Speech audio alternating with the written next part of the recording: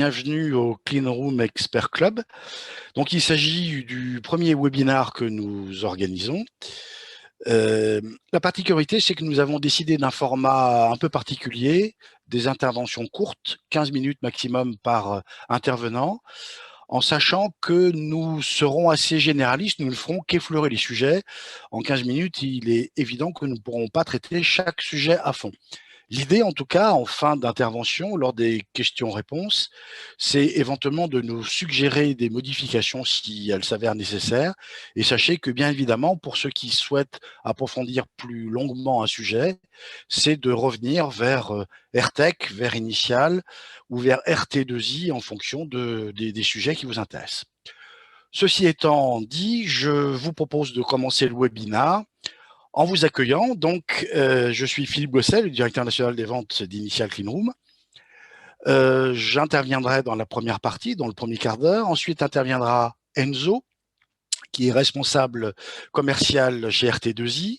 Et enfin, Jonathan Sampéré interviendra pour le compte d'Airtech. Alors, qui sommes-nous? Nous sommes une association d'entreprises indépendantes. Il n'y a pas de lien organique, ni financier, ni d'intérêt entre RT2I, Initial ou Airtech.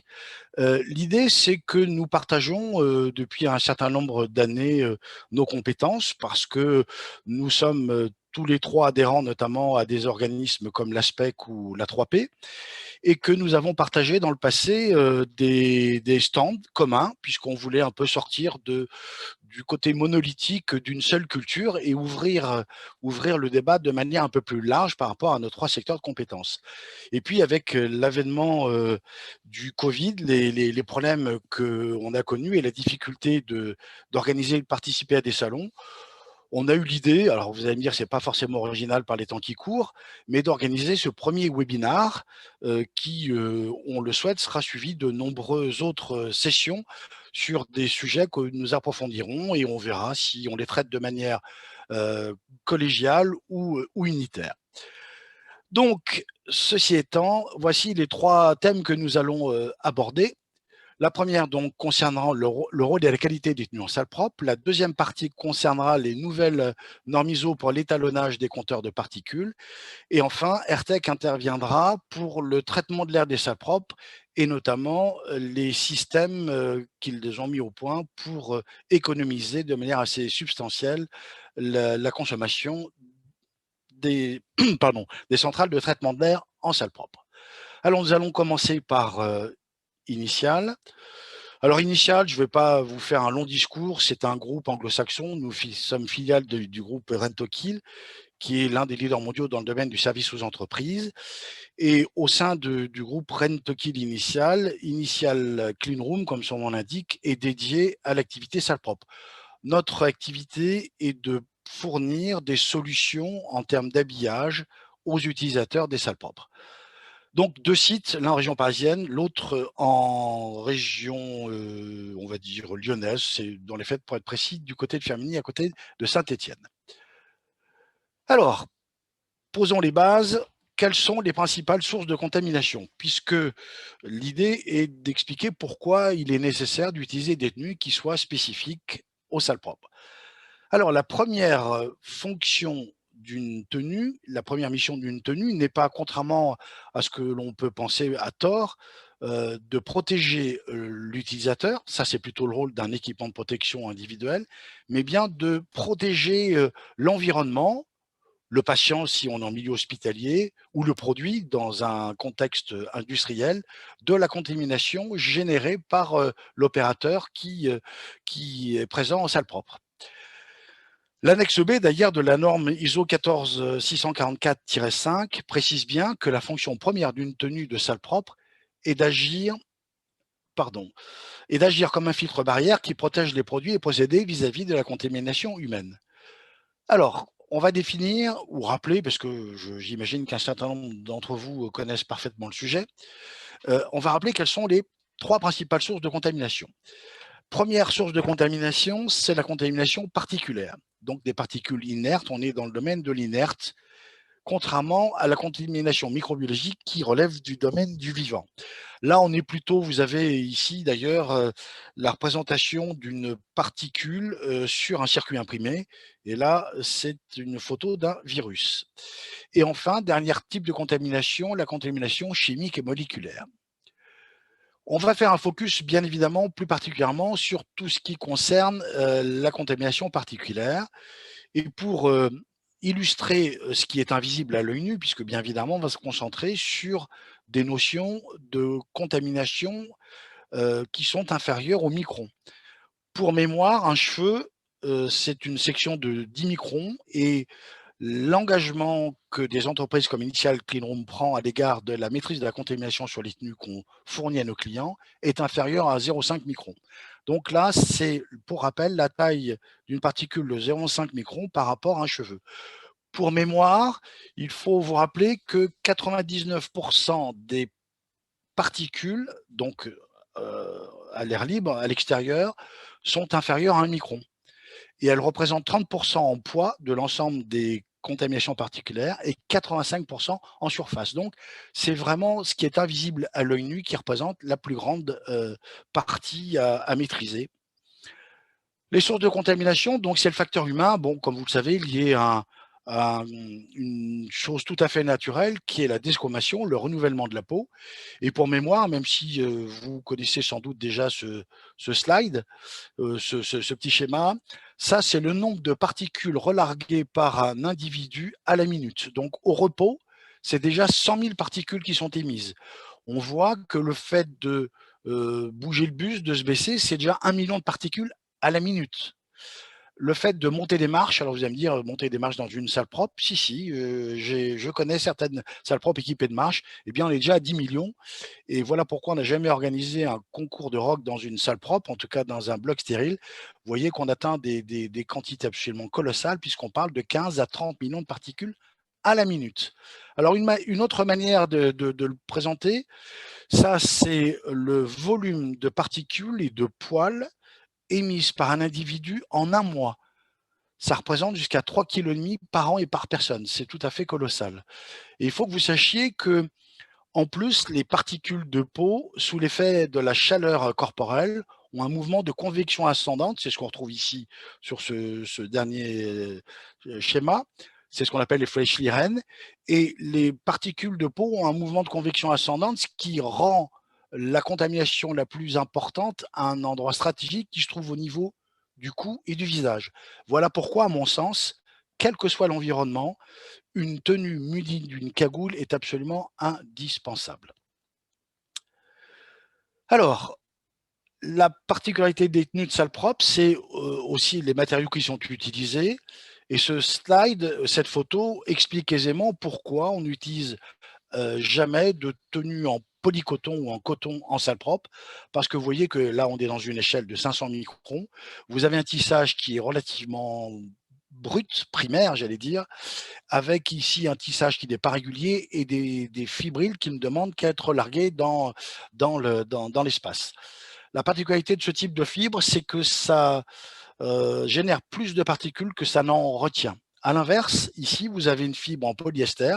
Alors, il faut savoir que le polyester est le textile le plus utilisé en salle propre parce que c'est lui qui représente le meilleur rapport qualité-prix, performance. Et là, vous voyez qu'on est dans une échelle de 100 microns. C'est un fil continu et vous avez un tissage tout à fait serré qui rend le tissage perméable aux particules, quelles qu'elles soient. Alors, la performance d'une tenue tient aussi dans sa conception. Là, vous avez des exemples de tenues avec ici, par exemple, une blouse ou des tenues là plus radicales, entre guillemets, puisqu'elles s'adressent à des environnements de type ISO 5 ou classe AB, avec une tenue intégrale, vous voyez, des goggles, des gants, des surbottes. Il faut savoir que, et on y reviendra un peu plus loin, que les soutenues qui se trouvent ici sont de plus en plus utilisées pour des raisons que je vais développer dans un second temps. Quoi qu'il en soit, la conception d'une tenue doit éviter que les flux d'air générés par la gestuelle de l'opérateur à l'intérieur de la tenue ne génèrent des flux parce que l'air n'est pas compressible, qui auront tendance à sortir par toutes les ouvertures. Donc, au passage, on notera que moins une tenue a d'ouverture, plus elle est performante. Ceci étant, il faut quand même respirer, il faut quand même voir. Donc, il existe à minima des ouvertures au niveau du visage, au niveau des poignets et au niveau des chevilles. Quoi qu'il en soit, tous les éléments dans la conception sont importants. Le textile, le design, il faut que la tenue soit souple, que le vêtement soit bien ajusté, confortable, et que l'air soit le moins compressé possible, évitant l'effet soufflé, c'est-à-dire qu'on évite avec la gestuelle de l'opérateur de créer ce piston d'air qui aura tendance à vouloir sortir de la tenue. Pour assurer une protection maximale, comme je vous le disais, on limitera le nombre d'ouvertures et il est très important de vérifier à ce que toutes les composantes de la tenue soient de qualité. La manière dont est tissé le textile, c'est important, le design de la tenue, mais aussi toutes les finitions, les coutures, la fermeture à glissière, les boutons pression. Chaque élément est un élément essentiel dans la performance d'une tenue.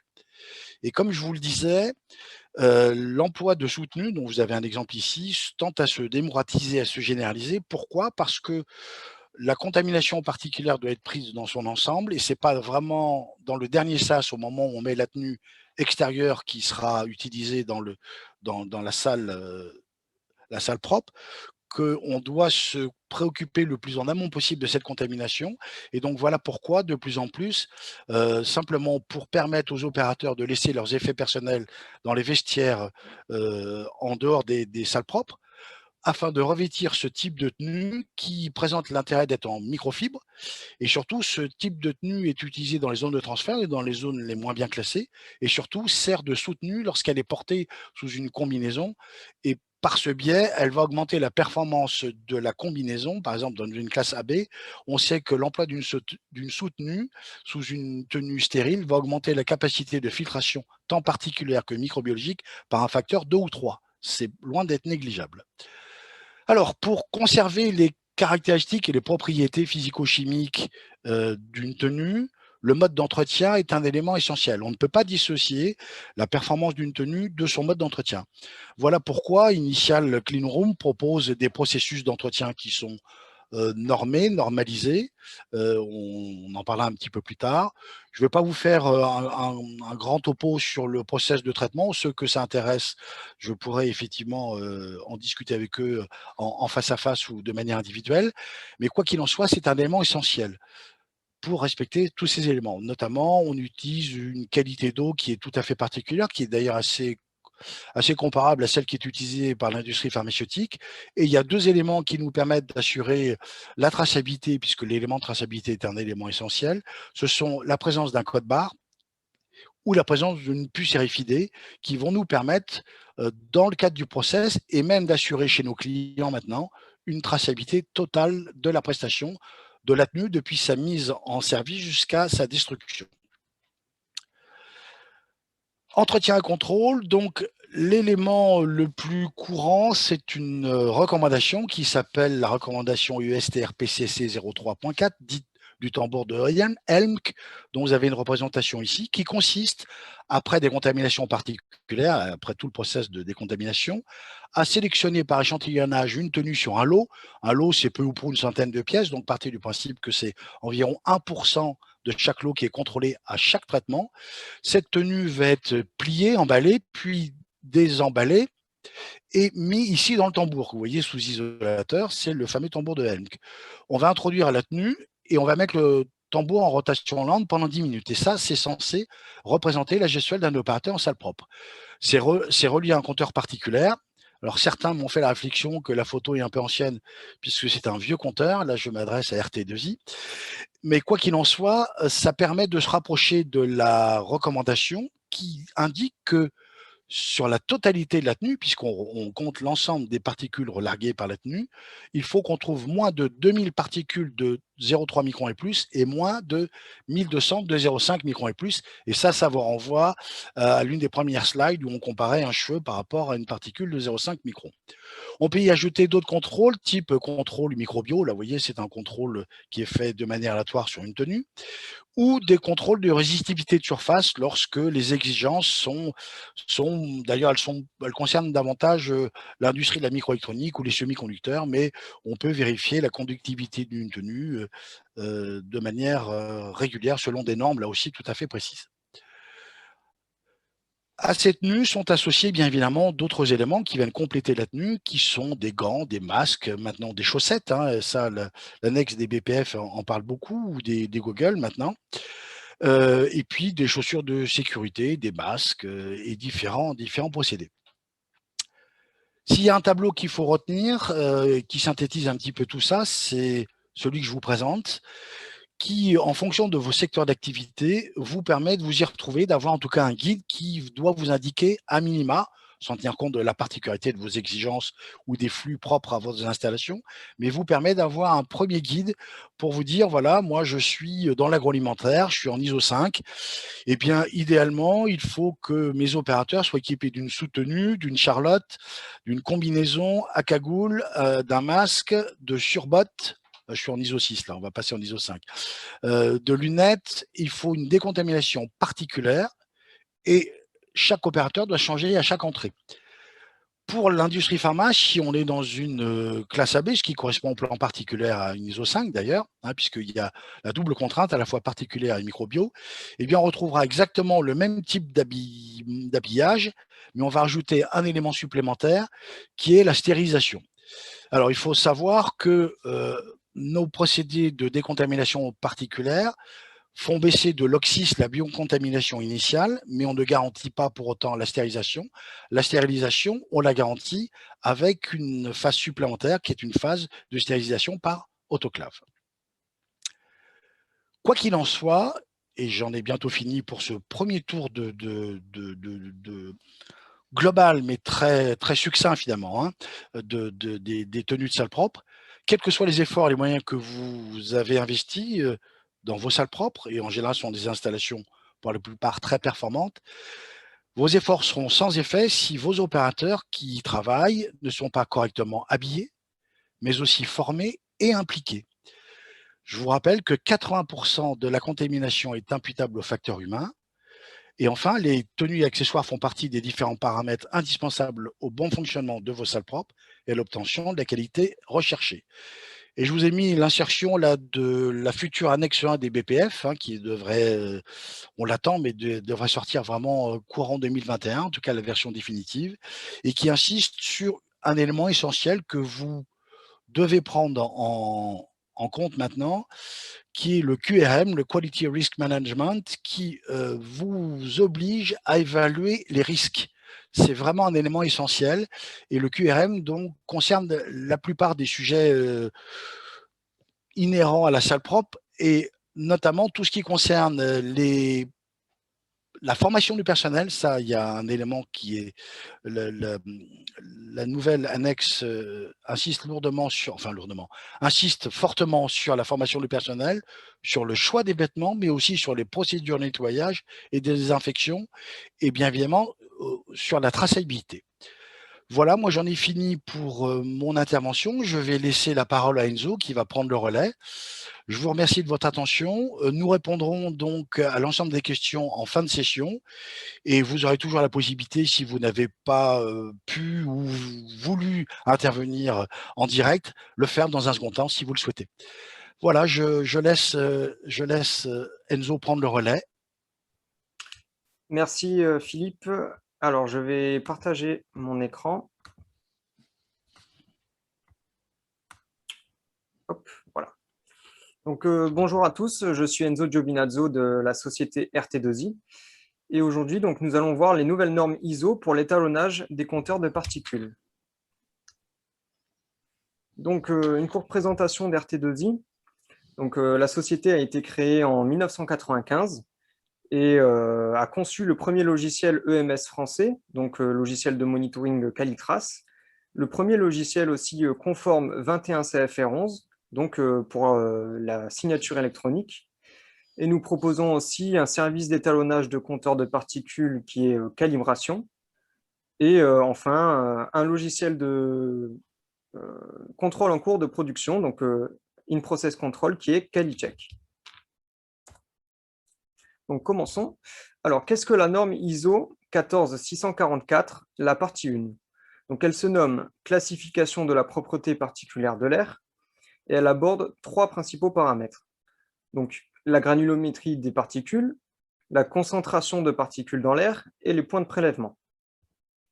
Alors, si on regarde le tableau sur la gauche et qu'on prend par exemple la classe ISO 5, on voit pour la granulométrie de 0,5 microns que la limite est à 3520 particules par mètre cube d'air. Alors, du coup, on peut se poser la question, comment surveiller cette contamination particulière? Donc, quels instruments utiliser?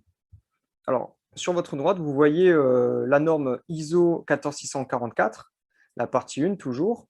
Cette fois-ci, regardons la version de 1999, donc qui dit que l'instrument doit avoir un certificat d'étalonnage valide, la fréquence et la méthode d'étalonnage devraient être basées sur les pratiques actuelles acceptées. Cependant, regardez la version de 2015, donc en dessous, qui est la version actuelle, qui dit que le compteur de particules doit avoir un certificat d'étalonnage valide, la fréquence et la méthode d'étalonnage devraient être basées sur les pratiques actuelles acceptées, comme spécifié dans l'ISO 21501 partie 4. Donc là, on voit 2 changements, qui est donc l'instrument utilisé qui devient le compteur de particules, et la norme de référence, qui est reconnue, donc la norme 21501 partie 4. Alors, qu'est-ce que cette norme? Donc, elle se nomme compteur de particules en suspension dans l'air en lumière dispersée pour espace propre. Et donc, pour résumer, ce document en fait décrit la procédure d'étalonnage et la méthode de vérification pour que l'étalonnage des compteurs de particules ait le minimum d'erreurs possible. Donc, regardons la différence entre la version de 2007 et la version de 2018. Nous voyons que certains paramètres ont changé. Donc, l'étalonnage de la taille que vous voyez au-dessus en rouge et vérification du réglage de la taille est devenu erreur de réglage de la taille. Aussi, débit d'échantillonnage est devenu erreur de débit d'échantillonnage. Temps d'échantillonnage est devenu erreur de temps d'échantillonnage. Un ajout est apparu, donc response rate, qui est le taux de réponse. Et rapport de test, qui est devenu rapport sur les résultats de test et de l'étalonnage. Regardons justement ce rapport. Donc, on peut regarder le petit c. On voit 5 paramètres. Erreur de réglage de la taille, efficacité de comptage, erreur de débit d'échantillonnage, résolution et faux comptage.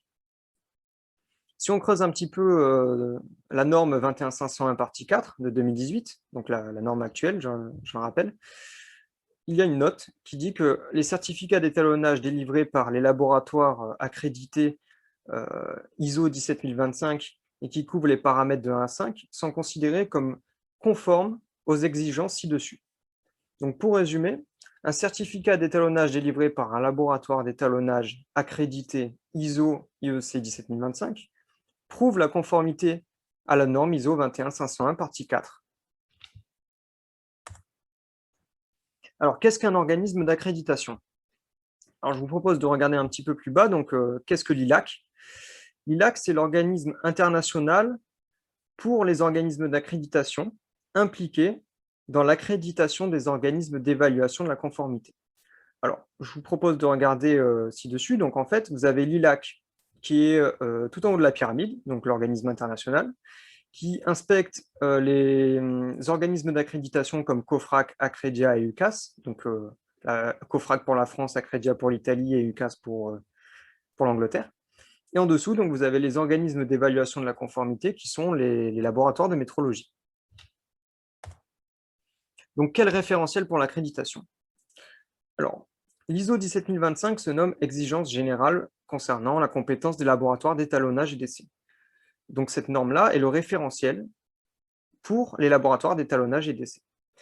Elle précise les exigences en termes d'organisation, d'aptitude technique, par exemple les méthodes d'essai et d'étalonnage, le processus de validation des méthodes, la traçabilité du mesurage, Et l'objectif est de confirmer ou reconnaître la compétence des laboratoires.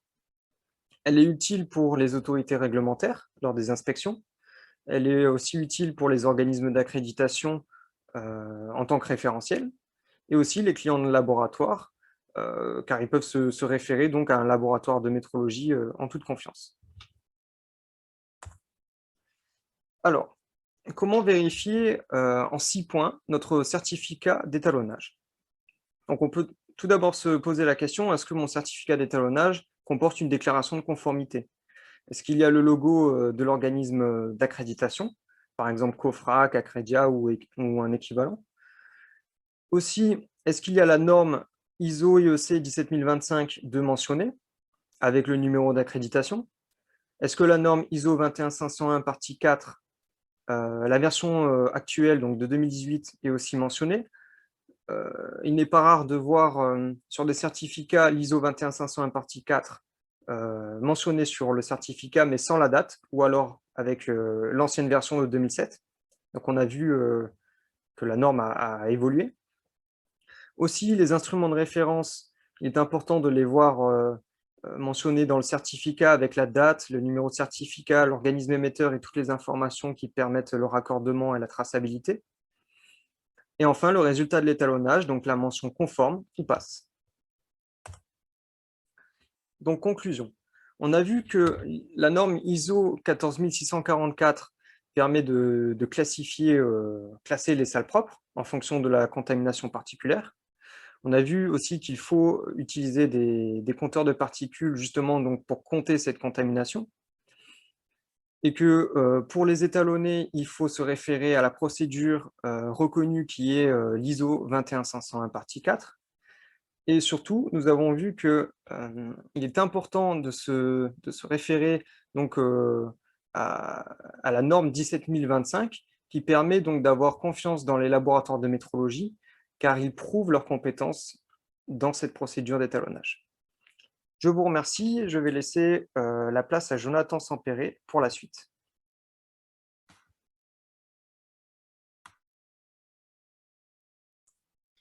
Bonjour tout le monde, je vais prendre la main. Je me présente, Jonathan Sampéré, société Airtech.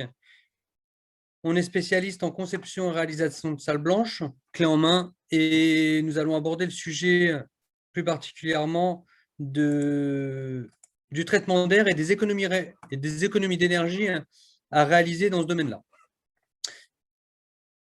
Une présentation rapide d'Airtech. On est une entreprise détenant aujourd'hui plus de 100 clients pour une réalisation de 200 salles propres clé en main sur une présence nationale et internationale, et tout ceci depuis plus de 45 ans. Aujourd'hui, on va rentrer dans le vif du sujet et plus particulièrement, on va parler du traitement d'air. On va reprendre les chiffres qui ont été évoqués lors du colloque de l'ASPEC en 2016, qui a été organisé avec l'ASPEC en collaboration avec l'ADEME et EDF R&D. Aujourd'hui, les seuls chiffres que l'on a, c'est 3,2 millions de mètres carrés de salles propres en France. Ce chiffre est probablement sous-estimé. On ne prend pas en compte les mètres carrés, notamment dans les laboratoires cosmétiques. Donc, ces 3,2 millions de mètres carrés en France ont une consommation énergétique de 11 TWh par an. 11 TWh, ça ne veut probablement pas dire grand-chose pour la plupart d'entre vous, mais juste à titre indicatif, 1 TWh représente 1 million de kilowattheures.